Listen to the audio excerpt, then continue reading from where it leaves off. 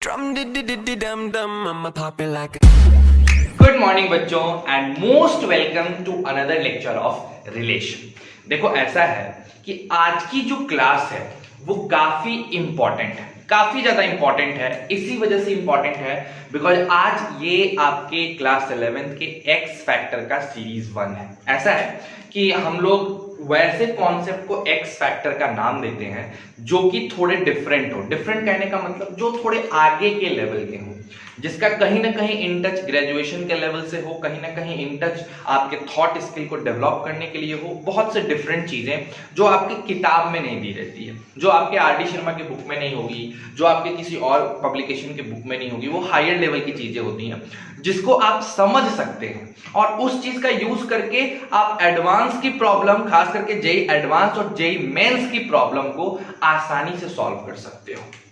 तो आज का क्लास काफी इंटरेस्टिंग होने वाला है। कुछ चीजें होंगी जो समझने में थोड़ी टिपिकल होगी, थोड़ी डिफरेंट होगी, बट अगर आप चाहोगे तो बड़ी आसानी से समझ जाओगे। हाँ, इट मे बी कंफ्यूजिंग, थोड़ा कंफ्यूजिंग होता है, लेकिन वो कंफ्यूजन दूर हो जाएगा, आसान हो जाएगा अगर आप ईमानदारी से, ऑनेस्टी के साथ समझेंगे, यानी कंसंट्रेशन लगा के। ठीक है, तो आज हम लोग करने क्या वाले हैं? सबसे पहले मैंने तुम लोगों को रिलेशन में कुछ टॉपिक्स बताए थे, याद करो। मैंने तुम्हें बताया था रिलेशन के कुछ टाइप्स होते हैं, उनमें सबसे पहला टाइप मैंने तुम्हें वॉइड रिलेशन बताया, एम्प्टी रिलेशन। फिर मैंने यूनिवर्सल रिलेशन की बात करी। फिर हमने यूनिवर्सल रिलेशन के बाद रिफ्लेक्सिव रिलेशन का बात किया था। रिफ्लेक्सिव के बाद हमने सिमेट्रिक की बात करी थी। सिमेट्रिक के बाद हमने ट्रांजिटिव की बात की थी और एट लास्ट हमने इक्विवेलेंस रिलेशन का बात करके अपने क्लास को वहीं खत्म कर दिए थे। याद आ रही है बात? रिफ्लेक्सिव क्या होता है आपको पता है, सिमेट्रिक क्या होता है आपको पता है, ट्रांजिटिव क्या होता है आपको पता है। लेकिन 3 ऐसे रिलेशन और हैं जो काफी इंटरेस्टिंग है। कौन कौन से? पहला जो आपके बुक में दिया है, एंटी सिमेट्रिक रिलेशन। ठीक है, क्या है एंटी सिमेट्रिक, इसको समझना काफी इंपॉर्टेंट है। दूसरा, एंटी सिमेट्रिक के बाद जो रिलेशन आपके पास आता है वो आता है एसिमेट्रिक रिलेशन। कैसा रिलेशन? एसिमेट्रिक। और तीसरा जो मैं तुम्हें बताने वाला हूं आज वो है irreversible reaction, not sorry irreversible नहीं, इररिफ्लेक्सिव। रिफ्लेक्सिव का इररिफ्लेक्सिव रिलेशन वो मैं बताने वाला हूं। तो देखो, एंटी सिमेट्रिक तो आपको बुक में मिल जाएंगे, लेकिन ये असिमेट्रिक और इररिफ्लेक्सिव रिलेशन, ये रिलेशन आपको हायर लेवल्स में मिलता है। जब आप क्लासेस में, अपने क्लासेस में बड़े हो जाओगे, ग्रेजुएशन क्लास में जाओगे, तो डिस्क्रीट मैथमेटिक्स करके एक ब्रांच आती है। उस डिस्क्रीट मैथमेटिक्स को जब पढ़ोगे तो वहां जब सेट रिलेशन पढ़ोगे तो उसमें जानने को तुमको मिलेगा कि असिमेट्रिक रिलेशन और इररिफ्लेक्सिव रिलेशन क्या होता है। तो पहले तो हम इस 3 रिलेशन के बारे में जानेंगे, एंटी सिमेट्रिक, असिमेट्रिक और इररिफ्लेक्सिव। उसके बाद हमें यह देखना है कि अगर किसी सेट में 5 एलिमेंट हैं या 10 एलिमेंट हैं या n एलिमेंट्स हैं तो उससे रिफ्लेक्सिव रिलेशन कितने बनाए जा सकते हैं, सिमेट्रिक रिलेशन कितने बनाए जा सकते हैं, असिमेट्रिक रिलेशन कितने बनाए जा सकते हैं, इररिफ्लेक्सिव कितने बनाए जा सकते हैं, एंटी सिमेट्रिक कितने, मतलब हर टाइप के रिलेशंस को कितने संख्या में, क्योंकि क्वेश्चन पूछ देता है कि आपके पास एक सेट है जिसमें 5 एलिमेंट्स हैं, बताओ तुम टोटल रिफ्लेक्सिव रिलेशन इसमें कितना बना सकते हो, तुम टोटल सिमेट्रिक रिलेशन इसमें कितना बना सकते हो। इस टाइप के क्वेश्चंस आ जाते हैं। ठीक, उसके बाद जब ये हम पढ़ लेंगे, नंबर थ्योरम के बारे में बात कर लेंगे, तब हम आएंगे अपने तीसरे एस्पेक्ट पे। तीसरा एस्पेक्ट होगा सिमेट्रिक असिमेट्रिक में कनेक्शन, रिफ्लेक्सिव इररिफ्लेक्सिव में कनेक्शन, एंटी सिमेट्रिक सिमेट्रिक में कनेक्शन। मतलब कुछ इंपॉर्टेंट पॉइंट्स होंगे जो कि सिमेट्रिक एंटी सिमेट्रिक के रिगार्डिंग होंगे, रिफ्लेक्सिव इररिफ्लेक्सिव के रिगार्डिंग होंगे। ठीक है, तुम्हारा असिमेट्रिक और सिमेट्रिक के रिगार्डिंग होगा। उन सब स्पेशल पॉइंट्स को समझने की कोशिश करेंगे और अपने कॉन्सेप्ट को बिल्ड करेंगे। तो आज का क्लास सिर्फ और सिर्फ 11th क्लास आपके लिए नहीं है, ये क्लास स्पेशली उन बच्चों के लिए है जो कि जेई एडवांस की प्रिपरेशन करते हैं, यानी एकदम डिफरेंट, एकदम अलग, जो आपके किताबी ज्ञानों से बहुत डिफरेंट है, बहुत कॉन्सेप्ट आपका बढ़ाएगा। और इसीलिए आज के थंबनेल में आप देखोगे कि लेक्चर का पार्ट लिखने के बजाय मैंने लिखा है एक्स फैक्टर 1। ठीक, क्योंकि कल एक और लेक्चर आएगा जो होगा एक्स फैक्टर 2। हम उसमें जेई मेंस वगैरह के क्वेश्चंस, कुछ और अच्छी अच्छी बातें करेंगे, है ना। और मोस्ट प्रोबेबली हो सकता है कि शनिवार को आपका पेपर ना हो पाए, आपका टेस्ट ना हो पाए। तो शनिवार को नहीं होगा तो संडे को होगा। एक्चुअली ये क्लास, जो आज का जो क्लास है, ये मैंने डिजाइन नहीं किया था, ये मैं फर्स्ट टाइम आपके बैच में समझा रहा हूं। बाकी पुराने बैचेस में मैं ये सब टॉपिक नहीं समझाता था बिकॉज बच्चे उस लेवल पे इंटरेस्ट नहीं लेते थे, लेकिन this time I am seeing that आप काफी इंटरेस्ट ले रहे हो। और सिंस ये वीडियो ऑनलाइन है, यूट्यूब पे है, तो एक बड़े प्लेटफॉर्म पे है, तो ज्यादा लोगों तक बात पहुंचेगी एंड दैट्स व्हाई मैं इस वीडियो को आज पब्लिक करने वाला हूं। तो प्लीज एक हम्बल रिक्वेस्ट है कि इस वीडियो को जितना ज्यादा शेयर कर सकते हो उतना ज्यादा शेयर कर देना, अपने व्हाट्सएप स्टेटस पे, अपने फेसबुक पे, जहां भी तुम इसको शेयर करना चाहो शेयर कर देना, ताकि मैक्सिमम लोग इस चीज का बेनिफिट उठा सकें। काफी अच्छा होगा। तो चलो बिना देर किए स्टार्ट करते हैं अपने आज का वीडियो लेक्चर। तो स्टार्ट करो। Drum di di di di dum dum, I'ma pop it like a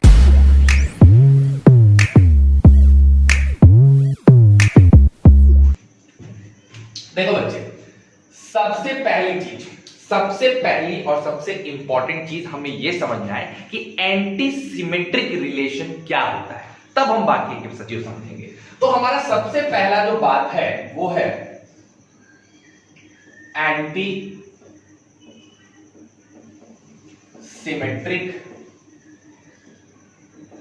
relation. Anti symmetric relation, हम इसकी बात करने जा रहे हैं, एंटी सिमेट्रिक रिलेशन की। अब क्या है एंटी सिमेट्रिक रिलेशन, कैसे कवर अप होगा एंटी सिमेट्रिक रिलेशन, इसको हम लोगों को बढ़िया से समझने की कोशिश करनी है। देखिए आइए देखते हैं कैसे करना है। तो मान लो कि let A be a set, मान लेते हैं कि ए मेरा सेट है ना, R be a relation on A. R क्या है, एक रिलेशन है ए के ऊपर। तो अगर आर एक रिलेशन है ए के ऊपर, then R is subset of A cross A. R क्या है, ए क्रॉस ए का सबसेट है, ए क्रॉस ए का सबसेट है। अब आगे की बात समझने की कोशिश करते हैं। If R is said to be anti symmetric relation, said to be anti symmetric relation, then for all इसका मतलब क्या होता है, for all a comma b belongs to capital A, if a comma b belongs to R and B comma A belongs to R, then it implies that A is equal to B। अब समझने की कोशिश करो मेरी बात को, काफी ध्यान से और गौर से समझने की कोशिश करो मैं क्या बताना चाहता हूं। देखो डेफिनेशन काफी कंफ्यूजिंग है, डेफिनेशन आपको ये समझ में नहीं आएगी, आप समझोगे तो बड़ा कंफ्यूजिंग करेगा, बहुत कंफ्यूज डेफिनेशन है, बट सरल है, बहुत आसान है इसको समझना अगर आप थोड़ा सा दिमाग लगाते हो तो पहले मैं इसको तोड़ के समझाता हूं, बड़े ध्यान से समझना बच्चों, और काफी धीरे धीरे मैं समझाऊंगा, एकदम स्लो समझेंगे हम लोग। ठीक, पहली चीज आपको ए एक सेट मान लेना है। चलो हमारे पास एक सेट है ए, हम मान भी लेते हैं, हम काम को करते चलते हैं।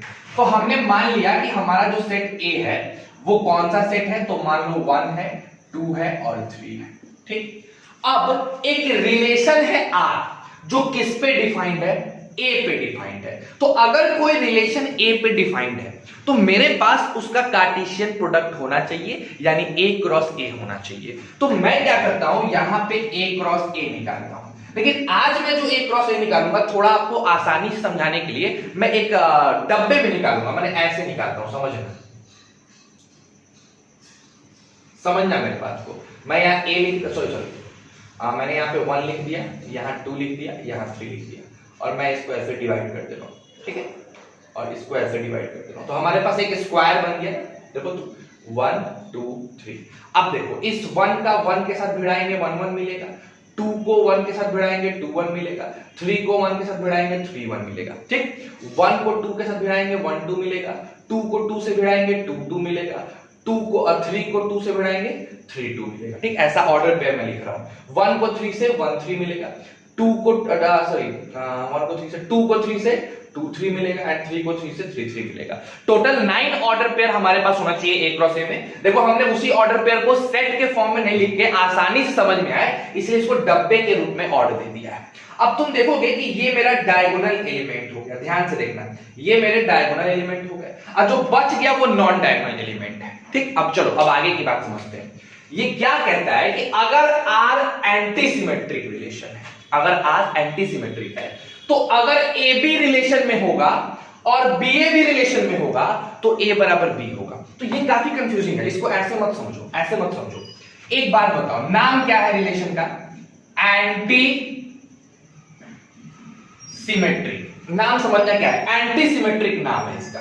तो भाई साहब सिमेट्रिसिटी का एंटी, यानी हम कह सकते हैं सिमेट्रिसिटी का अपोजिट होना चाहिए। सिमेट्रिसिटी का क्या होना चाहिए? अपोजिट होना चाहिए। नाम तो यही कहता है ना, एंटी सिमेट्रिक। यानी इसके हिसाब से कि अगर a कॉमा बी रिलेशन में है तो इसका अपोजिट सिमेट्रिसिटी कहता था b कॉमा ए रिलेशन में होना चाहिए। सिमेट्रिक क्या कहता था? सिमेट्रिक वाला कहता था, सिर्फ सिमेट्रिक वाला, कि अगर a कॉमा बी है रिलेशन में तो उसकी सिमेट्री यानी उसका उल्टा b comma A B relation में होना चाहिए। यानी अगर a की दोस्ती b से है तो b की भी दोस्ती a से होनी चाहिए। ये बात सिमेट्रिक कहता था।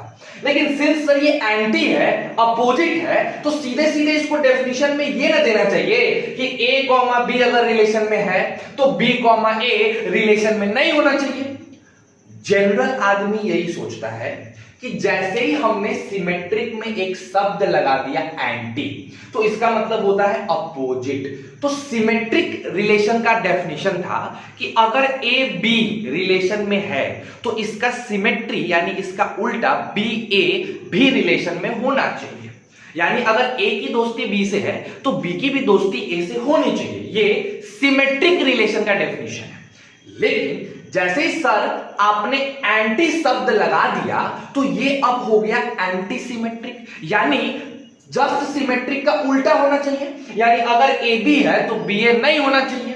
तो ये क्या लिखा हुआ है सर? तो समझो क्या है, ये सही तरीका है लिखने का। समझना क्या है, ए बी अगर रिलेशन में है तो बी ए रिलेशन में नहीं होना चाहिए। ये पहला कंडीशन है एंटी सिमेट्रिक का। समझ लो, एंटी सिमेट्रिक क्या कहता है कि अगर आपने 2-1 ले लिया है तो 1-2 नहीं होना चाहिए, रिलेशन में सिमेट्री नहीं होनी चाहिए। अगर आपने 3-1 ले लिया है तो 1-3 नहीं होनी चाहिए। अगर आपने 3-2 ले लिया है तो 2-3 नहीं होना चाहिए। समझ लो, मतलब अपोजिट नहीं होना चाहिए। 1-2 का 2-1 नहीं होना चाहिए, 3-4 का 4-3 नहीं होना चाहिए। लेकिन एंटी सिमेट्री एक चीज अलाउ कर दिया, वो बोला कि आप डायगोनल के एलिमेंट्स को ले सकते हो। यानी 1-1 ले सकते हो, 2-2 ले सकते हो, 3-3 ले सकते हो। यानी एंटी सिमेट्री बोला कि भाई साहब हम डायगोनल के एलिमेंट को लेंगे, डायगोनल के एलिमेंट को काउंट करेंगे। समझना मेरी बात को, डायगोनल के एलिमेंट को काउंट करेंगे। डायगोनल का एलिमेंट हमें लेना है। और जहां तक बात हो गई नॉन डायगोनल एलिमेंट्स की, तो नॉन डायगोनल्स में यह देखना है कि अगर 1-2 है तो 2-1 नहीं होना चाहिए, 2-1 है तो 1-2 नहीं होना चाहिए, तभी जाके हम उसको एंटी सिमेट्रिक कहेंगे। यानी अंतर समझ रहे हो, मेन पेज समझ रहे हो। सिमेट्रिक कहता था कि यार 1-2 है तो 2-1 भी होना चाहिए, 3-4 है तो 4-3 भी होना चाहिए, और साथ साथ डायगोनल में 1-1 है तो 1-1 भी चलेगा। यानी सिमेट्रिक रिलेशन डायगोनल के एलिमेंट को लेता था, उसके साथ साथ वो ये भी कहता था कि अगर 1-2 है तो 2-1 लो, 3-4 है तो 4-3 लो। लेकिन एंटी सिमेट्रिक क्या कहता है कि हम डायगोनल के एलिमेंट को ले लेंगे। डायगोनल के एलिमेंट से हमको दुश्मनी नहीं है, हमको दुश्मनी है सिमेट्रिक एलिमेंट से। और वो सिमेट्रिक एलिमेंट नॉन डायगोनल के होने चाहिए, डायगोनल के नहीं होने चाहिए। यानी अगर मेरे पास डायगोनल का एलिमेंट है तो सही है, लेकिन अगर नॉन डायगोनल में 1-2 आ गया और 2-1 आ गया तो वो फिर एंटी सिमेट्रिक नहीं होगा। 1-2 है तो बस 1-2 होना चाहिए, 2-1 नहीं होना चाहिए। 2-1 हो गया तो वो सिमेट्रिसिटी में जाने लग गया, वो एंटी सिमेट्रिक नहीं होगा। तो बस इसी दिमाग को आपको बाद में दिमाग में रखना है। समझ लो मेरे कहने का मतलब, हम इसको और आसान शब्दों में समझाते हैं, एकदम आसान। सिमेट्रिक रिलेशन कहता था कि यार अगर 1-2 ऑर्डर पेयर रिलेशन में है, यानी A B order pair relation में है, तो बी ए ऑर्डर पेयर भी रिलेशन में होना चाहिए 100%, तभी जाके वो सिमेट्रिक कहलाएगा। अब एंटी सिमेट्रिक कहता है कि यार ए बी अगर रिलेशन में है तो बी ए नहीं होना चाहिए, लेकिन हम डायगोनल के एलिमेंट को ले सकते हैं। डायगोनल के एलिमेंट को हम काउंट कर सकते हैं। हम डायगोनल को, कोई हमारी दुश्मनी नहीं है डायगोनल से, अगर 1 1 है तो 1 1 रहे, कोई दिक्कत नहीं है। और सोचो खुद, अगर ए बी बी ए है और ए बराबर बी है तो फिर डायगोनल का एलिमेंट आ गया कि नहीं आ गया? इसमें आ गया ना। तो एंटी सिमेट्रिक और सिमेट्रिक में बस एक ही दिक्कत है। क्या दिक्कत है? सिमेट्रिक कहता है कि डायगोनल भी चलेगा, उसके साथ साथ अगर हमने नॉन डायगोनल में से ए बी लिया है तो बी ए होना चाहिए। एंटी सिमेट्रिक कहता है कि डायगोनल को चलाओ, डायगोनल से प्रॉब्लम नहीं है, लेकिन अगर हमने नॉन डायगोनल में से किसी को लिया तो उसकी सिमेट्री नहीं होनी चाहिए। नॉन डायगोनल में से अगर मैंने 3 1 ले लिया तो 3 1 की सिमेट्री यानी 1 3 नहीं होनी चाहिए, तभी हम एंटी सिमेट्रिक है। अगर है तो हम एंटी सिमेट्रिक नहीं है। तो मैं कुछ एग्जांपल से इसको और अच्छे से क्लियर करता हूं, ठीक है? बढ़िया से हम लोग इसको क्लियर करते हैं। पहले आप इसको एक बार उतार लीजिए, फिर हमें चीजें समझ में आएगी एग्जांपल के थ्रू। आप इसको उतार लो, ठीक है? चलो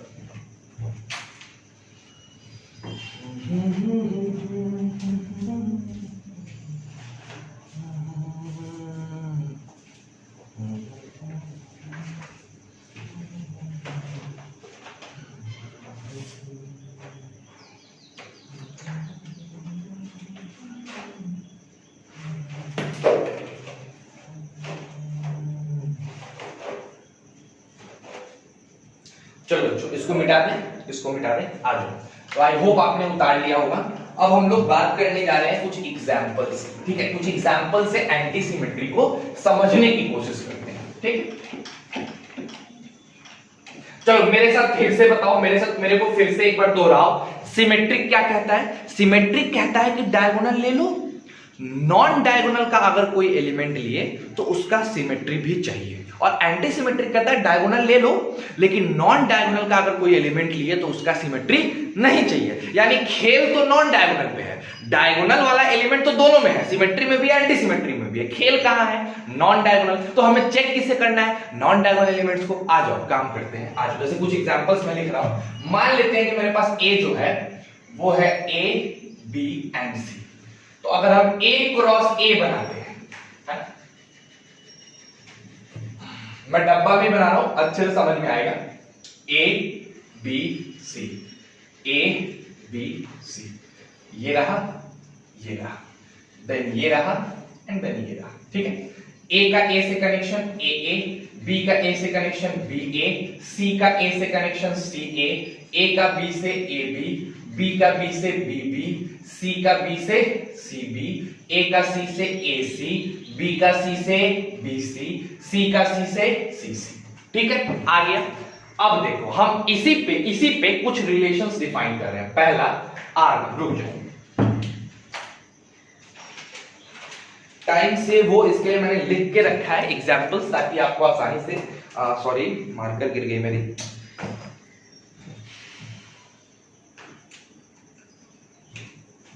तो टाइम सेव हो इसलिए मैंने लिख के रखा है कुछ एग्जांपल्स। देखो मैंने R1 लेके रखा है, A, B, B, C, A, C, ठीक है? ये मेरा पहला रिलेशन हो गया R1। मैं अगर R2 की बात करूं तो मैंने A, B ले रखा है, A ले रखा है, देन मैंने B ले रखा है, ठीक है?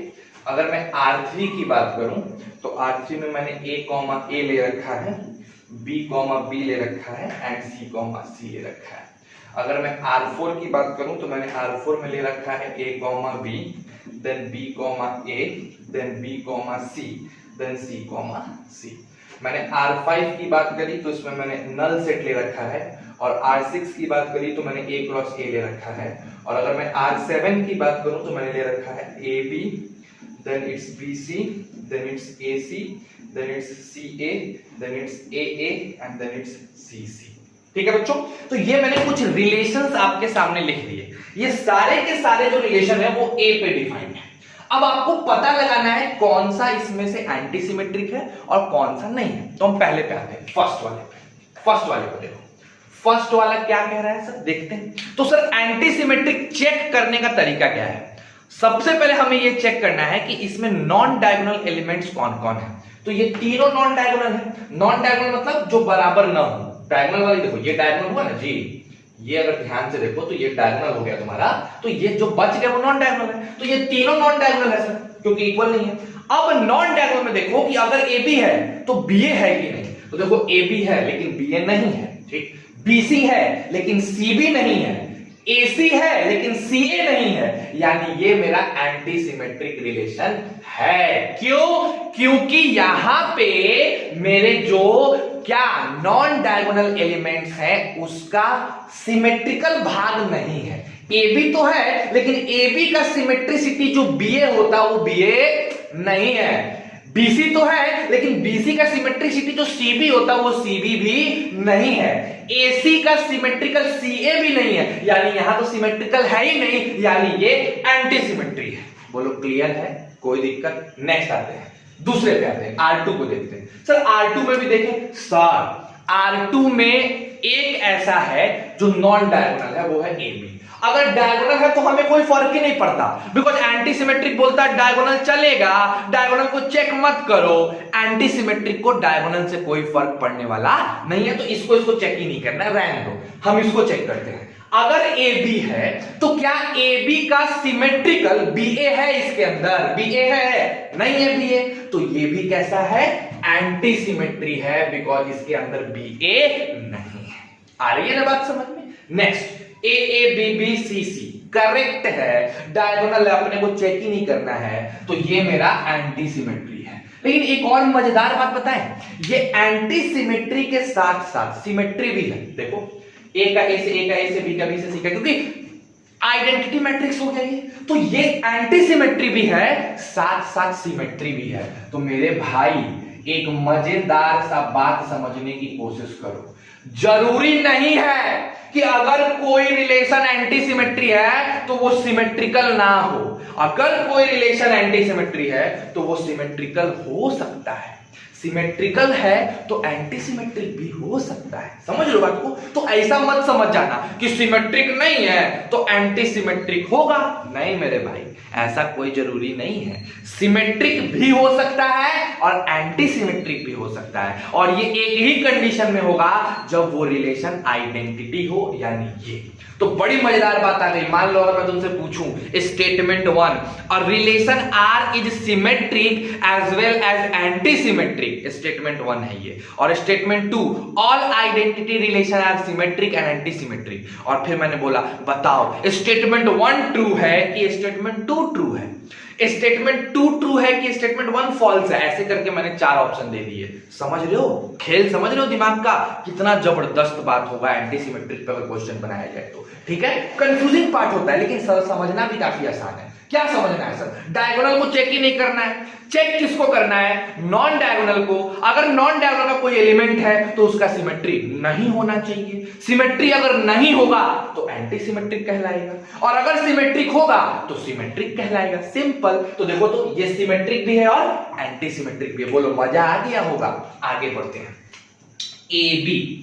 ए बी का उल्टा B A, low A B है तो बी ए है, यानी तो सिमेट्रिक दे दिया, तो ये मेरा एंटी सिमेट्रिक नहीं होने वाला, कदापि नहीं होगा। फाइन, अरे भाई इसमें तो कुछ है ही नहीं, फाइन में तो कुछ है ही नहीं है ना, सिमेट्रिक ना एंटी सिमेट्रिक, तो सीधे सीधे हाँ होगा।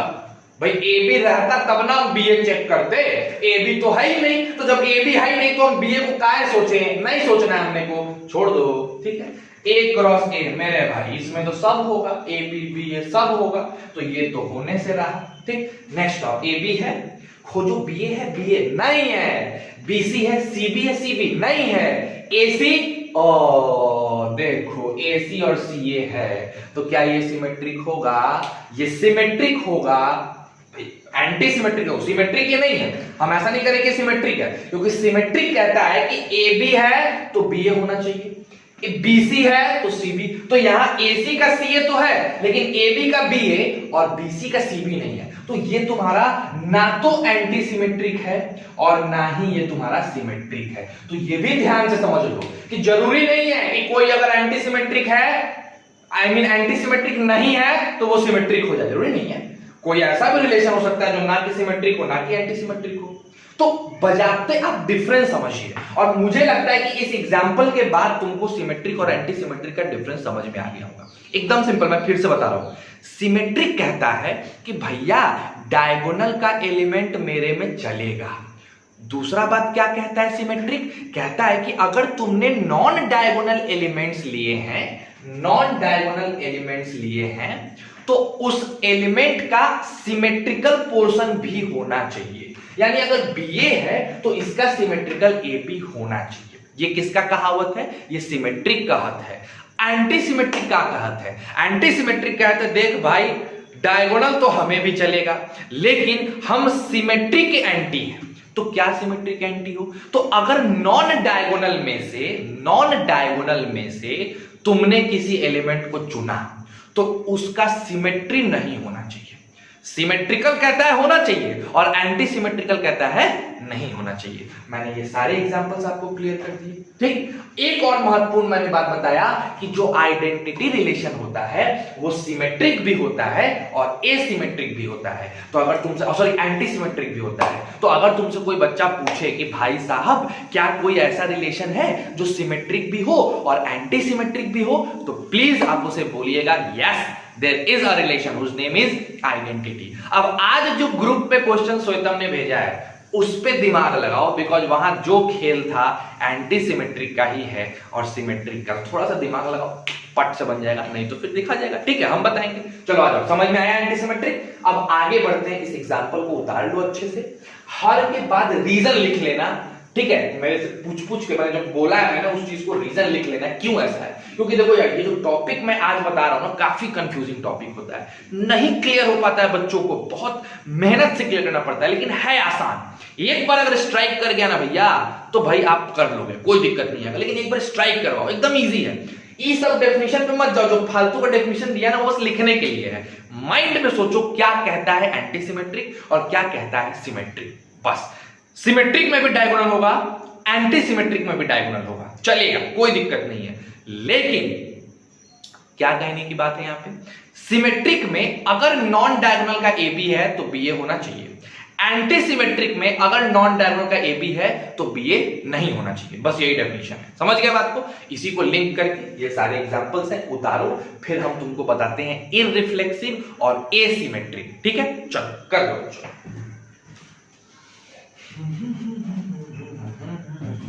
आई होप आपने स्क्रीनशॉट लेके उतार लिया होगा, है ना। आज वीडियो लेट आई है तुम लोगों की, रीजन है कि यार कल रात भर मैं परेशान था। मतलब मेरी बहन का तबीयत ठीक नहीं था, उसको स्टोमक में स्टोन पेन है, तो जिसकी वजह से रात को मैं 4-5 बजे तक जगा हुआ था, सुबह से 5 बजे तक जगा था। एंड देन सोचा कि 1 घंटे सो के उठ जाता हूँ एंड फिर वीडियो रिकॉर्ड करूंगा, बट ऐसा हुआ नहीं, है ना। 8 साढ़े 8 में तो मैं उठा ही हूँ, ठीक, और उसके बाद से फिर रिकॉर्डिंग वगैरह, ठीक है। तो थोड़ा सा टाइम लग गया आज की वीडियो में, है ना। बच्चों नेक्स्ट पे आते हैं। तो सर हमने एंटी सिमेट्रिक समझ लिया, कोई दिक्कत कोई प्रॉब्लम एंटी सिमेट्रिक में प्लीज मेरे से फोन करके पूछ लो अगर कोई दिक्कत है। तो मेरे को नहीं लगता कोई दिक्कत होगा, बट फिर भी ठीक। नेक्स्ट हम आते हैं इररिफ्लेक्सिव रिलेशन पे, दूसरा नंबर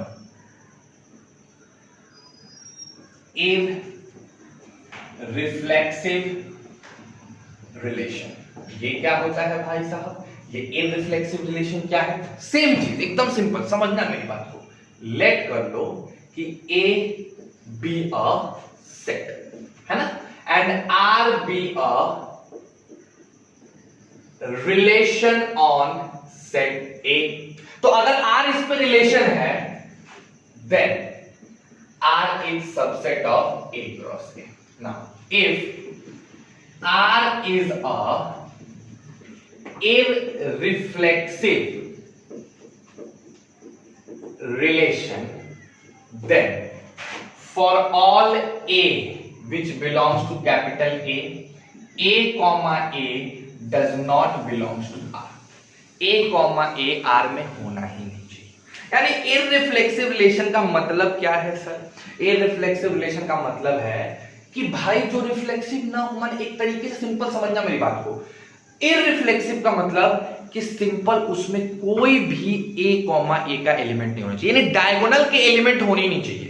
इररिफ्लेक्सिव कहता है कि अगर तुमने डायगोनल का एक भी एलिमेंट ले लिया, एक भी एलिमेंट ले लिया, तो भाई हम काट देंगे तुमको। रिफ्लेक्सिव क्या कहता था कि यार डायगोनल का तुमने अगर एक भी एलिमेंट छोड़ दिया तो हम काट देंगे।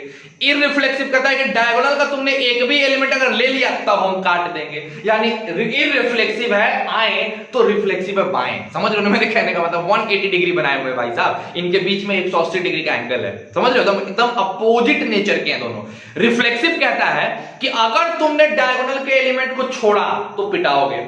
इररिफ्लेक्सिव कहता है कि अगर तुमने डायगोनल के एलिमेंट को ले लिया, हमको बाकी एलिमेंट से कोई मतलब ही नहीं है, डायगोनल का एलिमेंट नहीं होना चाहिए। डायगोनल का अगर एलिमेंट हो गया तो भाई साहब काट डालेंगे। और रिफ्लेक्सिव कहता है हमको भी बाकी एलिमेंट से मतलब नहीं है, लेकिन अगर तुमने डायगोनल को छोड़ दिया तो काट डालेंगे। समझ रहे हो? रिफ्लेक्सिव छोड़ने नहीं देता है और इररिफ्लेक्सिव लेने नहीं देता है। यानी हम कुछ एग्जांपल समझाते हैं, बड़ा मजा आएगा। देखो क्या है, मान लो a बराबर तुम्हारे पास आ गया, क्या ले लेते बताओ? ABC ले लेते हैं, जैसे लिया था हमने ABC। अब हम a क्रॉस a करते हैं, वैसे डिब्बा बनाते हैं, ज्यादा मजा आएगा।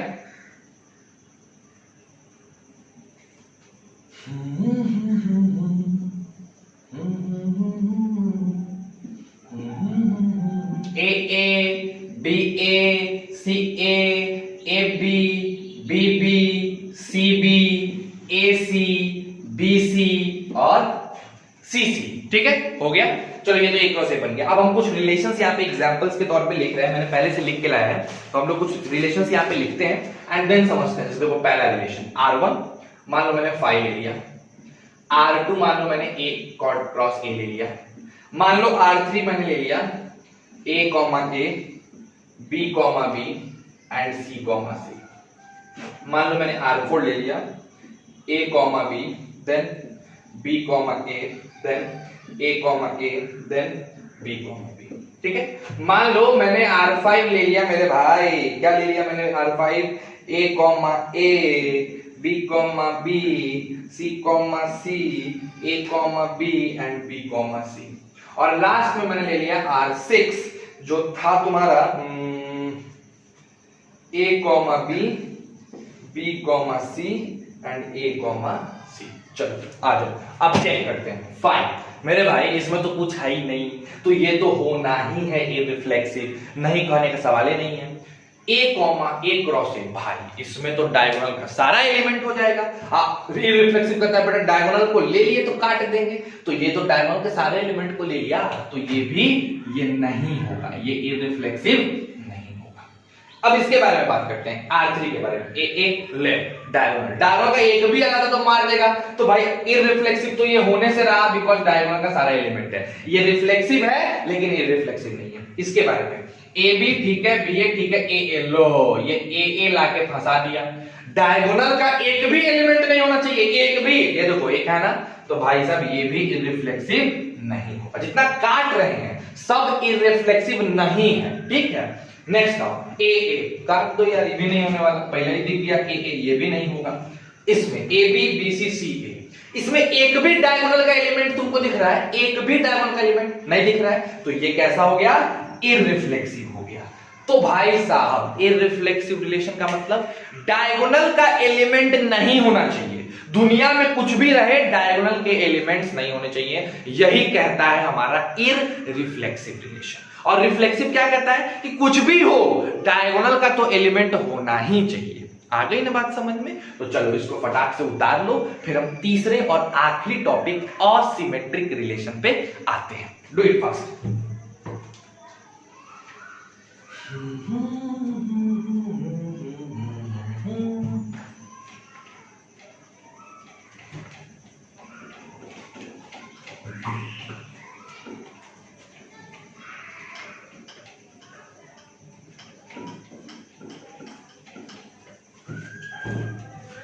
चलिए बच्चों, तो हमारा आखिरी क्या है? तो भाई हमने एंटीसिमेट्रिक देख लिया, हमने इररिफ्लेक्सिव देख लिया, अब हम देखने जा रहे हैं असिमेट्रिक रिलेशन, यानी तीसरा नंबर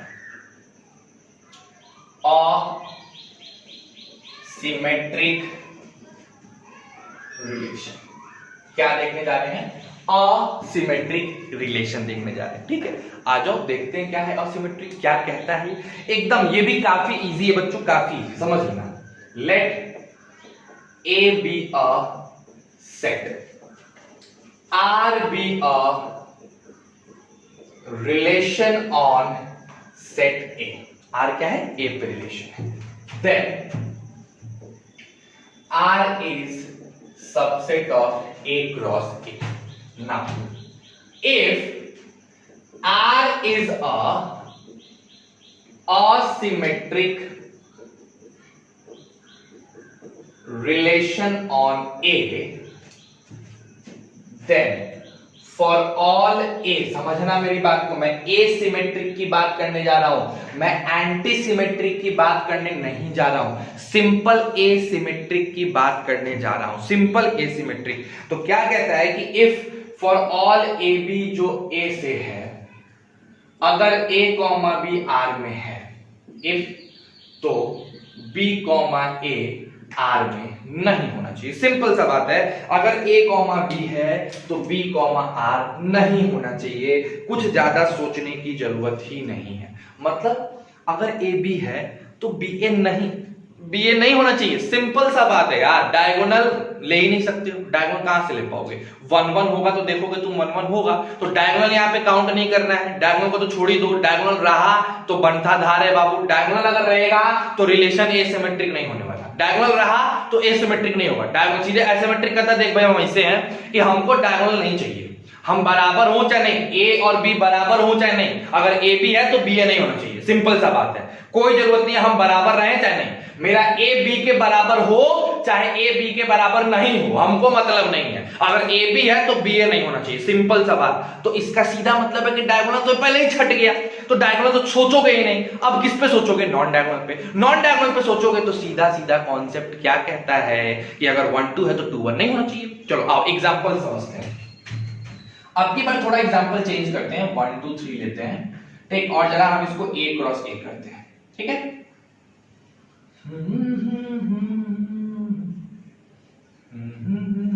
1 2 3 1 2 3 1 1 2 1 3 1 1 2 2 2 3 2 1 3 2 3 3 3. आ गया. अब एसिमेट्रिक क्या कहता है, कुछ एग्जांपल्स लेते हैं और समझने की कोशिश करते हैं. पहला एग्जांपल्स मैंने ले रखा है 5. दूसरा एग्जांपल मैंने ले रखा है A क्रॉस A. तीसरा एग्जांपल मैंने ले रखा है 1 1 2 2 एंड 3 3 मेरे भाई. और हमने चौथा एग्जांपल ले रखा है 1 2, फिर हमने ले रखा है 2 1, फिर हमने ले रखा है 2 3, और हमने पांचवें एग्जांपल पे ले रखा है 1 2 2 1. एक second. R1 R2 R3 1 2 2 1 and then 2 3, then 1 2 ठीक है, 3 1 अच्छा ठीक है. एक और है 1 2 ले लो, 2 3 ले लो और 1 3 ले लो. और हमारा सबसे आखिरी जो R6 है वो है 1 1, then 2 2, then 1 2, then 2 1. Then we are going to talk about asymmetric relation. Asymmetric. तो भैया डायगोनल दिखे पहले ही छाट मारो, asymmetric नहीं होने वाला. तो इसमें तो कुछ है ही नहीं, तो ये तो asymmetric होगा ही. A क्रॉस A में डायगोनल सब है, तो भाई ये तो होने से रहा. यहां देखो पहले ही डायगोनल दिख रहा है, तो ये सिमेट्रिक है, ये एंटी सिमेट्रिक है, लेकिन एसिमेट्रिक नहीं है. समझ गए ना? इसमें 1 2 है, 2 1 हो गया. लो काम गड़बड़. 1 2 का सिमेट्री मिल गया 2 1. भाई पॉसिबल ही नहीं है. ठीक, ये भी पॉसिबल नहीं है. 1 2 है, 2 1 नहीं है. 2 3 है, 3 2 नहीं है. 1 3 है, 3 1 नहीं है. यानी ये मेरा असिमेट्रिक होगा, नहीं होने का सवाल नहीं है. नेक्स्ट 1 1 है, 2 2 है, यहीं पे कट गया, पट से कटा. समझ गए ना बात को? कोई दिक्कत है तो बता दो मेरे को. सिंपल. तो देखो यार, अब तीनों को कंक्लूड करना बहुत जरूरी है. एकदम सिंपल समझना. रिफ्लेक्सिव रिलेशन कहता था, मैं रिफ्लेक्सिव से स्टार्ट कर रहा हूं. रिफ्लेक्सिव रिलेशन कहता था कि तुम दुनिया का कोई एलिमेंट ले लो, मेरे को फर्क नहीं पड़ता है, लेकिन जिस सेट पे मैं डिफाइंड हूं उसके कार्टेशियन प्रोडक्ट का जो डायगोनल एलिमेंट्स होंगे, डायगोनल एलिमेंट्स, वो जरूर लेना. ठीक, ये रिफ्लेक्सिव का कहना था. इररिफ्लेक्सिव आया, उसने क्या बोला कि यार तुम कुछ भी ले लो, दुनिया का कोई एलिमेंट ले लो, डायगोनल्स के एलिमेंट्स को मत लेना. ठीक है. अब हम आते हैं सिमेट्रिक। सिमेट्रिक बोलता था कि मेरे को डायगोनल एलिमेंट से प्रॉब्लम नहीं है, आप डायगोनल को गले लगा सकते हो, आप डायगोनल को ले सकते हो, लेकिन अगर आप नॉन डायगोनल एलिमेंट्स चूज कर रहे हो, जैसे नॉन डायगोनल्स में आपने ए बी चूज कर लिया, तो ए बी का उल्टा बी ए जो आएगा वो भी होना चाहिए, तभी जाके हम अपने सिमेट्री को मेंटेन कर पाएंगे और हम सिमेट्रिक रिलेशन कहलाएंगे।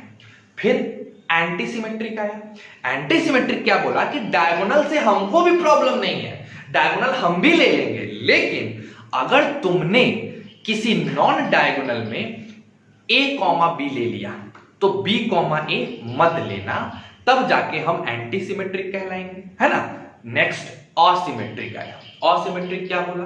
असिमेट्रिक बोला कि भैया डायगोनल से तुमको प्रॉब्लम नहीं होगा, हमको खतरनाक प्रॉब्लम है, हमको डायगोनल नहीं चाहिए, और अगर डायगोनल नहीं चाहिए तो इसके बाद भी प्रॉब्लम है क्या कि अगर तुमने नॉन डायगोनल में से ए बी लिया तो बी ए नहीं होना चाहिए, हम एकदम खिलाफ हैं, हम तनको तुम्हारे से कॉमन नहीं है। आ रही है ना बात समझ में? तो ये टोटल सीन है एंटी सिमेट्रिक, असिमेट्रिक और इररिफ्लेक्सिव का। आई होप आपने काफी बेहतर तरीके से समझ लिया होगा इसको एग्जाम्पल के साथ। अगर कोई दिक्कत है आप मेरे नंबर पे फोन करके मेरे से पूछ सकते हैं। ये टॉपिक आपके आगे की डिस्क्रीट मैथमेटिक्स की टॉपिक है, आपके लेवल से काफी ऊपर है, तो थोड़ा समझने में आपको मेहनत लगाना पड़ेगा, ईमानदारी दिखानी होगी, और अगर दिक्कत आती है तो मेरे से पूछो। तो ये था छोटा सा थ्योरेटिकल कोर्स। अब क्या है, अब हम नंबर थ्योरम पढ़ने वाले हैं। नंबर थ्योरम का मतलब कि सर अगर कोई रिलेशन है तो उसमें रिफ्लेक्सिव रिलेशन कितने बनाए जा सकते हैं, समझ लो, इस टाइप का चीज। तो चलो नंबर थ्योरम स्टार्ट करते हैं, उससे पहले तुम इसको फटाक से उतारो, फिर हम नंबर थ्योरम की बात करना चालू करेंगे, ठीक है। चलिए उतारिए कुछ।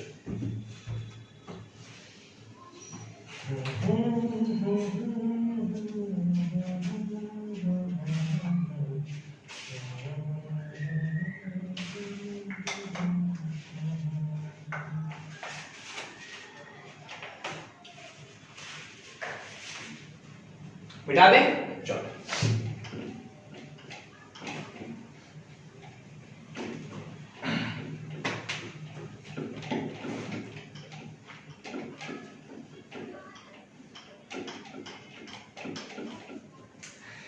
देखो बच्चों, ऐसा है कि नंबर थ्योरम जो मैं प्रूफ करने जा रहा हूं, ये मैं काफी रिस्क लेके प्रूफ कर रहा हूं। इसीलिए काफी रिस्क लेके प्रूफ कर रहा हूं बिकॉज आप लोगों को बहुत से 11th के ऐसे बच्चे हैं जिनको परमुटेशन कॉम्बिनेशन का कॉन्सेप्ट नहीं पता है, तो इट में भी आपको उसके प्रूफ समझने में दिक्कत आए। हो सकता है कि मैं बहुत सा का प्रूफ बताऊंगा भी नहीं, बहुत सा का सिंपल आपको फॉर्मूला लिखवा दूंगा, लेकिन मैं कोशिश करूंगा कि जितने आसान तरीके से आपको प्रूफ बताया जा सके मैं आपको बता दूं।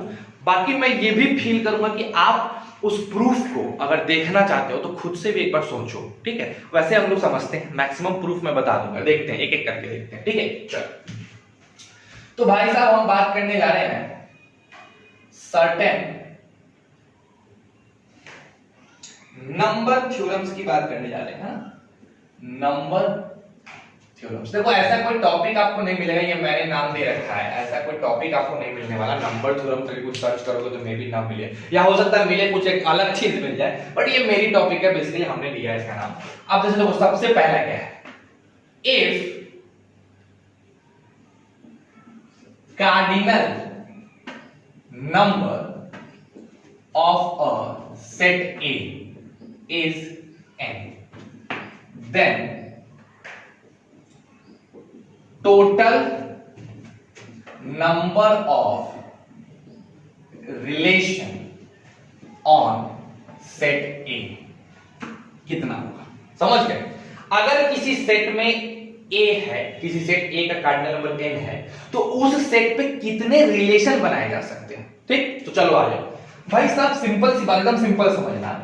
अगर A का कार्डिनल नंबर n है तो A क्रॉस A का कार्डिनल नंबर n स्क्वायर हो जाएगा, बोलो हो जाएगा ना।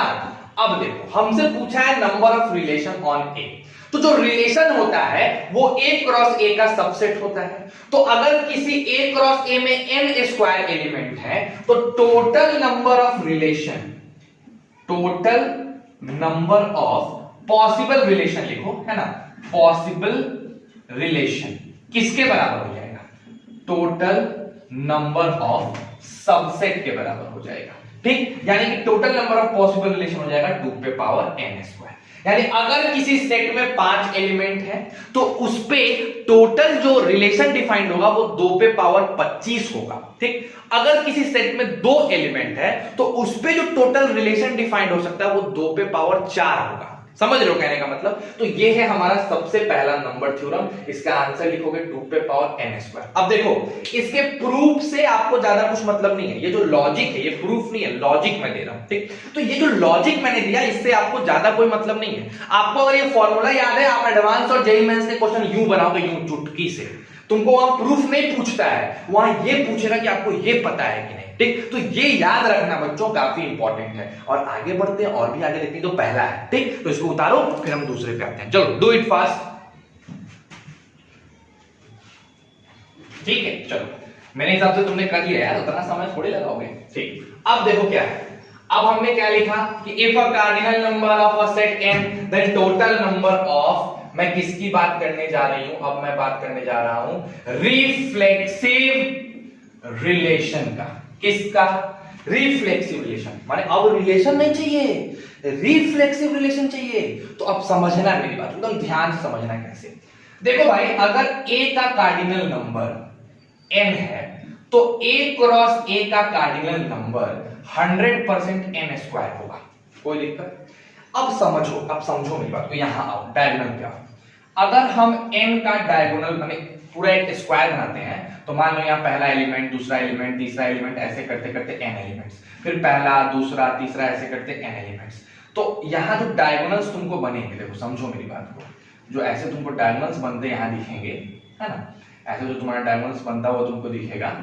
ठीक है, तो ये जो डायगोनल्स तुमको दिखेंगे, ये डायगोनल्स वाले रिफ्लेक्सिव होने का मतलब क्या है? रिफ्लेक्सिव होने का मतलब है कि डायगोनल का एलिमेंट तो होना ही चाहिए। तो अगर हम n स्क्वायर को 2 भागों में बांट दें, n स्क्वायर तो मेरा टोटल नंबर ऑफ एलिमेंट्स है ना भाई, n square total number of order pair है। इस ऑर्डर पेयर में मैं कर दूं कि 2 हिस्सा, पहला मैं करूं डायगोनल एलिमेंट्स का हिस्सा। तो टोटल अगर n एलिमेंट्स है तो डायगोनल भी n होंगे, तो डायगोनल एलिमेंट्स n हो जाएंगे, n ऑर्डर पेयर हो जाएंगे, Cartesian product n order pair हो जाएंगे। और अगर मैं बात करता हूं नॉन डायगोनल एलिमेंट्स का, नॉन डायगोनल एलिमेंट्स का, ठीक, तो वो हो जाएंगे n स्क्वायर में से n को हटा दो, यानी डायगोनल एलिमेंट्स को हटा दो टोटल में से, तो नॉन डायगोनल हो गए। अब देखो, कोई भी रिलेशन तुम बनाओगे और वो रिलेशन रिफ्लेक्सिव होगा, तो ये पूरे के पूरे एलिमेंट्स तो होने ही चाहिए, डायगोनल एलिमेंट्स तो पूरा होना चाहिए। तो डायगोनल एलिमेंट्स को चुनने का तुम्हारे पास मात्र एक तरीका है, वो है कि पूरा का पूरा ले लो। तो पूरा का पूरा एलिमेंट आ गया। अब इसके बाद नॉन डायगोनल एलिमेंट चुनो चाहे मत चुनो। तो मान लो नॉन डायगोनल एलिमेंट में पहला एलिमेंट है, तुम उसके पास गए, तुम सोचोगे चुने कि नहीं चुने, तो 2 चांस, या तो लोगे या तो नहीं लोगे। तो पहले एलिमेंट को चुनने का 2 चांस, तुम दूसरे एलिमेंट के पास गए, तुम दूसरे एलिमेंट से देखे, फिर या तो दूसरे को लोगे या नहीं लोगे। लोगे फिर भी रिफ्लेक्सिव होगा, बिकॉज तुमने सारे के सारे डायगोनल एलिमेंट्स तो ले लिए हैं। भाई रिफ्लेक्सिव होने के लिए एकमात्र कंडीशन कि भाई डायगोनल एलिमेंट्स आ जाना चाहिए, यानी 1 1 2 2 3 3 4 4 5 5 ये आ जाना चाहिए, बस यही मेरा कंडीशन है। तो ये तो आ गया ना।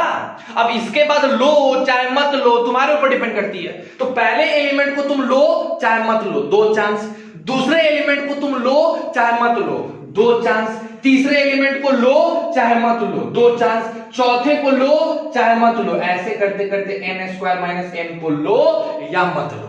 तो टोटल नंबर ऑफ चांसेस यहां कितने आ गए? तो 2 पे power n square minus n chances आ गए। कितने आ गए? 2 पे power n square minus n। तो अब हमको ये दोनों को अगर कंबाइन करना है तो दिस इनटू दिस, यानी आंसर हो जाएगा 2 पे पावर n माइनस 1। तो अगर हमें पूछे कि एक सेट में n एलिमेंट्स हैं तो कितने रिफ्लेक्सिव रिलेशन बनाए जा सकते हैं, तो 2 पे power n into n minus 1, हमेशा याद रखना 2 पे power n into n minus 1। कैसे आया उसका लॉजिक यहां है। बहुत बच्चे जो होंगे 11th के, उनको ये कॉन्सेप्ट क्लियर नहीं हुआ होगा।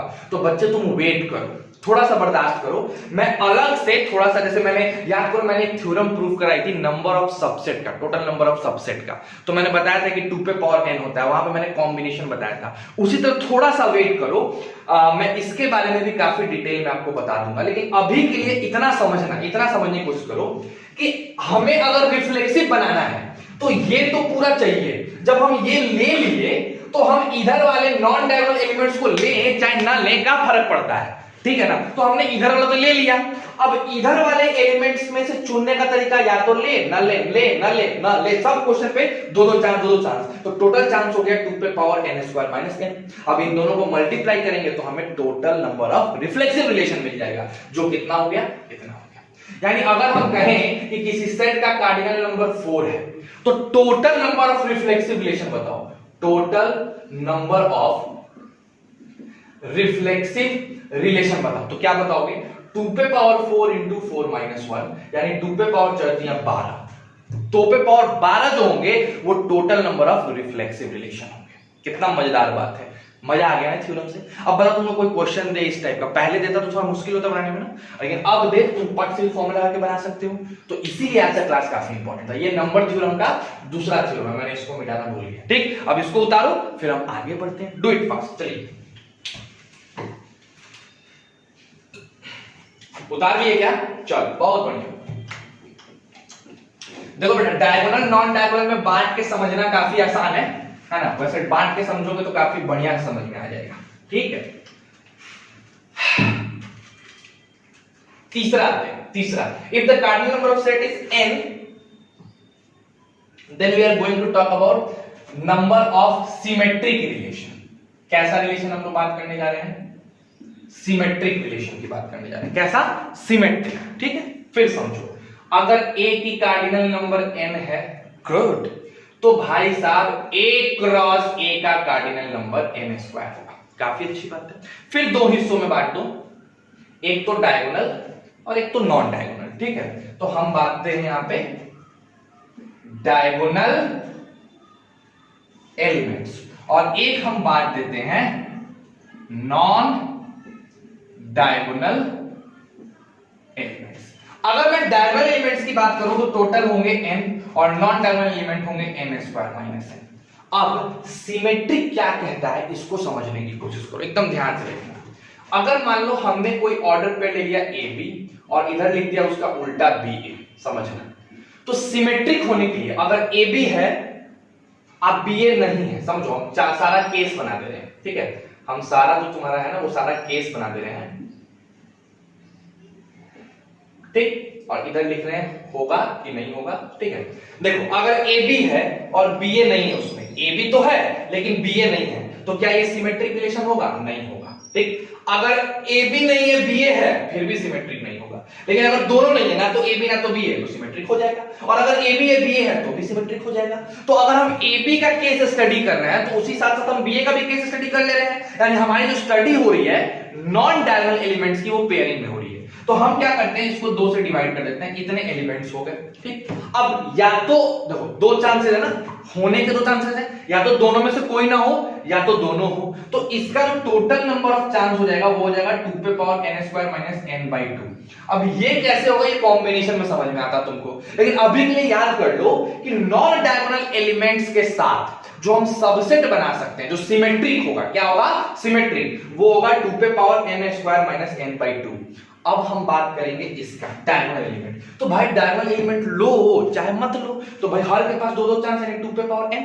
अब इस दोनों को मल्टीप्लाई करेंगे तब जाके हमको टोटल नंबर ऑफ रिलेशन मिलेगा। तो दोनों को मल्टीप्लाई कर दो, 2 पे पावर n इंटू 2 पे power n square minus n/2। तो जब करोगे तो हो जाएगा 2 पे power 2n plus n square minus n, ठीक है। और यहाँ बाई 2 लगा दो तो हो जाएगा तुम्हारा 2 पे power n square plus n/2, यानी 2 पे power n into n plus 1/2। तो अगर हमसे कोई पूछता है कि अगर किसी कार्डिनल नंबर में n एलिमेंट्स हैं तो उससे सिमेट्रिक रिलेशन कितना बनाया जा सकता है, तो मेरा आंसर होना चाहिए 2 पे पावर n n प्लस 1/2। देखो बेटा, इसका प्रूफ समझने में मे भी तुमको कहीं दिक्कत आ सकता है। मे बी जो हायर क्लासेस में बच्चे हैं, जो 11th के बाद 12th में हैं, जिन्होंने परमुटेशन कॉम्बिनेशन पढ़ा है, उनके लिए तो काफी इजी होगा। बट जो बच्चे अभी 11th में हैं और रिलेशन को यहां तक पढ़ना चाहते हैं, तो थोड़ा ये पोर्शन समझने में तुमको प्रॉब्लम आ सकती है। बाकी सब तुम्हारा सही है। आंसर तुमको बस ये याद रखना है। अभी आप 11th में हैं तो आप इसको याद रखिए। जैसे ही आप परमुटेशन कॉम्बिनेशन पढ़िएगा ना, ये क्वेश्चंस मैं फिर करवाऊंगा, तो उसका चिंता मत करो। तो बस ये याद रखो कि अगर कार्डिनल नंबर में n एलिमेंट्स हैं, तो सिमेट्रिक रिलेशन 2 पे power n into n plus 1/2 बनाया जा सकता है। 2 पे power n into n plus 1/2 बनाया जा सकता है। ठीक है, तो चलो ये तीसरा अपना थ्योरम, नंबर थ्योरम हो गया। अब आगे बढ़ते हैं, चौथे पे आते हैं। Do it fast. बेटा दे बच्चों, काफी बढ़िया।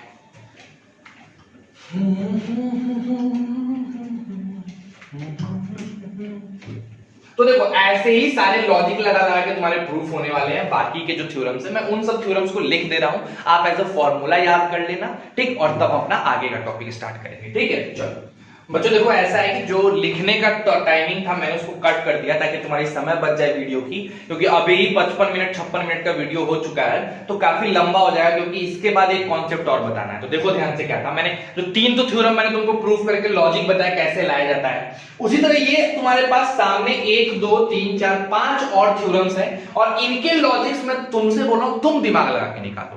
नहीं निकलेगा तो जब मैं परमुटेशन कॉम्बिनेशन बताऊंगा तो पढ़ाऊंगा, लेकिन अभी तुम सोचोगे तो निकल जरूर जाएगा। तो एक बार ट्राई करना, मैं पढ़ देता हूं। क्या है कि अगर एंटी सिमेट्रिक रिलेशन निकालना है, total number of anti symmetric relation, तो उसका फॉर्मूला होगा 2 पे पावर n 3 पे power n into n minus 1 divided by 2। अगर तुम्हें निकालना है total number of symmetric and anti symmetric, माने सिमेट्रिक भी हो साथ साथ एंटी सिमेट्रिक भी हो, तो 2 पे पावर n रिलेशन ऐसे हो सकते हैं। अगर मैं बात कर रहा हूं बोथ सिमेट्रिक भी हो और असिमेट्रिक भी हो, तो ऐसा बस एक ही रिलेशन है। याद रखना, ये काफी इंपॉर्टेंट है। दुनिया में बस एक ही ऐसा रिलेशन है जो सिमेट्रिक भी है और एसिमेट्रिक भी है, वो है 5, यानी एम्प्टी सेट। नेक्स्ट आते हैं, the number of both reflexive भी हो और एंटी सिमेट्रिक भी हो, रिफ्लेक्सिव भी हो और एंटी सिमेट्रिक भी हो, तो वो है 3 पे power n square minus n divided by 2। समझ गए बात को। नेक्स्ट, नंबर ऑफ रिलेशन जो असिमेट्रिक हो, सिर्फ असिमेट्रिक हो, तो 3 पे power n into n minus 1/2। तो ये कुछ नंबर थ्योरम पे बेस्ड थे। इस पे बेस्ड आपसे क्वेश्चंस पूछे जा सकते हैं, और काफी बेहतर लेवल का क्वेश्चन, पता है इतने शानदार क्वेश्चंस बन सकते हैं ना इन सबको मिला के, मैं क्या बताऊं। मैंने बोला ना, संडे को तुम लोग को अपने से क्वेश्चन फ्रेम करना है, थिंक अबाउट इट, और जरूर इन सब टॉपिक का यूज करके फ्रेम करना, ठीक है। तो इसको उतार लो। इसके बाद मैं कुछ और प्रॉपर्टी तुम्हें बताने वाला हूं, फिर हमारी आज की क्लास यहीं खत्म होगी, और कल हम थोड़ा और क्वेश्चंस करेंगे इसी टाइप्स ऑफ रिलेशन पे बेस्ड, ठीक। और तब जेईई मेंस का क्वेश्चन होगा, यानी गारंटेड है कि टेस्ट शनिवार को नहीं संडे को होगा, ठीक है। चलो कोई नहीं, इसको आप उतार लो, फिर आगे बढ़ते हैं। डू इट फास्ट, जल्दी करो। चलो बच्चों, तो मैंने जो सम इंपॉर्टेंट रिमार्क्स था उसको भी लिख दिया है। लिखने के प्रोसेस को मैंने कट कर दिया है ताकि तुम्हारा 4 मिनट 5 मिनट जो भी बचे। तो क्या है इंपॉर्टेंट रिमार्क्स, उसको देखते हैं और एक एक करके समझते हैं। सबसे पहली चीज, सबसे इंपॉर्टेंट रिमार्क्स, ये कुछ ऐसे रिमार्क्स हैं जो आपको याद होने चाहिए, क्योंकि ये काफी बेहतरीन रिमार्क्स हैं, काफी इंपॉर्टेंट है। मतलब तुम नहीं समझ सकते हो कितने ब्रह्मास्त्र, भैया रिलेशन का ब्रह्मास्त्र समझ लो। इतना बड़ा जीवन जिस पे चला दोगे मर जाएगा वो, समझ जाओ आपको, इतना खतरनाक है। कहता है कि R is not reflexive. R अगर रिफ्लेक्सिव नहीं है तो इसका मतलब ये नहीं है कि R इररिफ्लेक्सिव हो गया। मत सोचिएगा, ये मत सोचिएगा कि ओ रिफ्लेक्सिव नहीं है तो इररिफ्लेक्सिव होगा। कभी गधों मत सोचना। जैसे एग्जांपल देखो, R रिफ्लेक्सिव है, 1 2 3 पे डिफाइंड तो नहीं है, बिकॉज 1 1 है, 2 2 और 3 3 नहीं है। लेकिन ये इररिफ्लेक्सिव भी नहीं है, बिकॉज इररिफ्लेक्सिव कहता है कि हमको तो डायगोनल चाहिए नहीं। डायगोनल दे दोगे तो गोलियां मार दे। देखो डायगोनल का एलिमेंट है ना 1 1, है, होगा नहीं होगा। नेक्स्ट, अगर R एसिमेट्रिक है तो इसका मतलब है कि R इररिफ्लेक्सिव होगा। यानी अगर कोई रिलेशन एसिमेट्रिक है तो वो इररिफ्लेक्सिव होगा, गारंटीड है। इसका उल्टा मत समझ जाना, अगर एसिमेट्रिक है तो इररिफ्लेक्सिव होगा ही होगा, ठीक। नेक्स्ट, अगर R नॉट सिमेट्रिक है, सिमेट्रिक नहीं है, सिमेट्रिक नहीं है, तो इसका मतलब ही नहीं कि वो एंटी सिमेट्रिक हो जाएगा, जरूरी नहीं है। देखो 1 2 2 1 नहीं है, 2 3 3 2 नहीं है, 3 2 है, लेकिन 1 2 का 2 1 नहीं है। तो ये जो चीज है ये आपका सिमेट्रिक नहीं है, बिकॉज 1 2 है 2 1 नहीं है, लेकिन ये एंटी सिमेट्रिक है। क्यों? बिकॉज 1 2 का 2 1 नहीं है, 2 3 का 3 3 का है क्या एंटी सिमेट्रिक? नहीं, ये एंटी सिमेट्रिक भी नहीं है, बिकॉज 3 2 का 3 2 है, तो ना तो ये एंटी सिमेट्रिक है ना ही सिमेट्रिक है। तो ऐसा नहीं है कि जो चीज सिमेट्रिक नहीं है वो एंटी सिमेट्रिक बन जाएगा, ऐसा जरूरी नहीं है। नेक्स्ट, अगर कोई रिलेशन सिमेट्रिक नहीं है तो इसका मतलब ये नहीं है कि वो असिमेट्रिक है, ये भी बात। नेक्स्ट, अगर कोई रिलेशन एसिमेट्रिक नहीं है तो इसका मतलब ये नहीं है कि आसिमेट्रिक हो गया। तो सिमेट्रिक है तो एसिमेट्रिक हो जाए जरूरी नहीं है, सिमेट्रिक है तो एंटी सिमेट्रिक हो जाए जरूरी नहीं है, एसिमेट्रिक है तो सिमेट्रिक हो जाए जरूरी नहीं है। एंड लास्ट, अगर कोई रिलेशन रिफ्लेक्सिव है तो वो असिमेट्रिक नहीं हो सकता, ये गारंटेड बात है। और अगर कोई रिलेशन एसिमेट्रिक और एंटी सिमेट्रिक दोनों है तो वो ट्रांजिटिव भी होगा, इसमें भी कोई शक नहीं है। तो ये जो तुम्हारा 7 इंपॉर्टेंट रिमार्क्स है ना बच्चों, काफी ज्यादा इंपॉर्टेंट है, काफी इंपॉर्टेंट है। बहुत सी ऐसी चीजें हैं जो इससे तुम्हारे बन पाएंगे, बहुत से ऐसे क्वेश्चंस हैं जेईई एडवांस और जेईई मेंस के जो चुटकियों में बन जाएंगे। जो हम लोग कल का आगे का 2-3 क्लास करने वाले हैं वो इसी सब चीजों पे करने वाले हैं, तो काफी बेहतर क्वेश्चंस हम लोग को यहां से देखने को मिलेगा। अब आपसे एक सिंपल सा अनुरोध है कि मैंने आज की जो भी टॉपिक पढ़ाई बच्चों, ये एक्स फैक्टर की चीजें हैं, दी एक्स फैक्टर की चीजें, ये आपको आपके बुक्स में नहीं मिलेंगी। आप सिंगेज उठाओगे, सिंगेज में भी नहीं मिलेगा। किसी भी अच्छे लेवल के भी बुक में जाओगे तो तुम्हें असिमेट्रिक, इरिवर्सिबल और इन सब के बारे में आपको नहीं बताया। एंटीसिमेट्रिक मिल जाएगा, ये सब चीजें नहीं मिलेंगी। ये सब चीजें काफी अच्छे से एक जगह से कंक्लूड करके रिसर्च करके बनाया गया, मतलब लाया गया, समझ लो, बहुत मेहनत लगा इन सब चीजों को कलेक्ट करने में, इकट्ठा करने में। तो प्लीज आपसे हम्बल रिक्वेस्ट है कि इस वीडियो को बहुत बेहतर तरीके से समझना, बिकॉज मेरे पढ़ाने का मकसद यही है कि तुम एक्स्ट्रा ऑर्डिनरी बनो, आउटसाइड द बॉक्स सोचो। बॉक्स में ही रह के सोचोगे तो फिर क्या जरूरत है मेरे पढ़ाने का यार, तुम किसी से भी पढ़ सकते हो, ठीक है। तो अगर आपको आउटसाइड द बॉक्स बनना है ना तो मेहनत करिए, इन सब टॉपिक पे ध्यान दीजिए। आगे का 2 क्लास हम टाइप्स ऑफ रिलेशन और जेईई मेंस के क्वेश्चन को कंबाइन करके पूरा क्वेश्चंस करेंगे, यानी जेईई मेंस का क्वेश्चन प्रॉब्लम सेशन चलेगा और उसमें हम लोग अच्छे अच्छे क्वेश्चंस को करेंगे जिनमें ये सब भी काम आएगा। तो अच्छे से समझ लेना। And at last please please इसको जितना ज्यादा हो सकता है, जितना ज्यादा हो सकता है उतना ज्यादा शेयर करो, जितना लोगों तक पहुंचा सकते हो पहुंचाओ। तुम्हारे ऊपर डिपेंड करता है कि कितने लोगों तक ये चीज तुम पहुंचा सकते हो। प्लीज पहुंचाओ, please please please, humble request है, जरूर पहुंचाइए, ठीक है। तो आज के लिए बस इतना ही, मिलते हैं कल फिर इसी समय पे। तब तक आप मस्त रहिए, खुश रहिए, पूरे फैमिली को खुश रखिए। And at last stay safe and stay healthy.